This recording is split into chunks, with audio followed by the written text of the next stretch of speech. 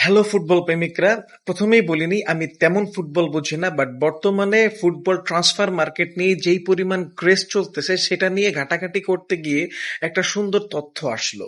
সুন্দর তথ্যটা হলো এই, আপনি কি জানেন পুরো ওয়ার্ল্ডে, অর্থাৎ এই পর্যন্ত যত ট্রান্সফার হয়েছে প্লেয়ারদের মধ্যে বা দলের মধ্যে প্লেয়ারকে নিয়ে, সবচেয়ে ভ্যালুয়েবল প্লেয়ারকে, তার নাম হলো নেইমার জুনিয়র। অর্থাৎ 2017-তে যখন তাকে বার্সেলোনা থেকে পিএসজিতে আনা হয়েছিল, পিএসজি কে পরিশোধ করতে হয়েছিল 222 million pound. Yes, you heard it right.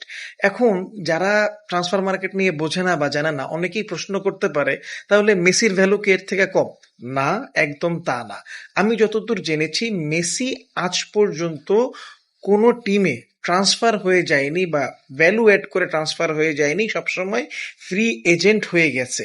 তাই তার কোনো ধরনের মার্কেট ভ্যালু নাই। কিন্তু যদি আপনি প্লেয়ারদের রেটিং ধরেন বা প্লেয়ারদের মার্কেট ভ্যালু যাচাই করতে যান, তখন মেসির প্রাইম টাইমে অর্থাৎ 2017-18 বা এর আগে বা একটু পরে, তখন মেসির মার্কেট ভ্যালু বা মার্কেট শেয়ার ছিল 180 মিলিয়ন পাউন্ড।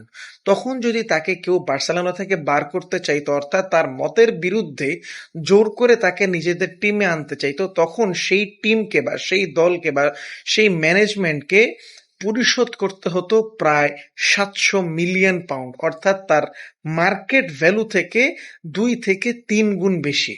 যাই হোক, আমার মনে হইলো তথ্যটা খুব মজাদার, আপনাদেরকে জানানো দরকার, তাই জানাইলাম। যদি এরকম ভিডিও ভালো লাগে তাহলে পরবর্তীতে বানানোর চেষ্টা করব। Thank you. ভালো থাকবেন, সুস্থ থাকবেন।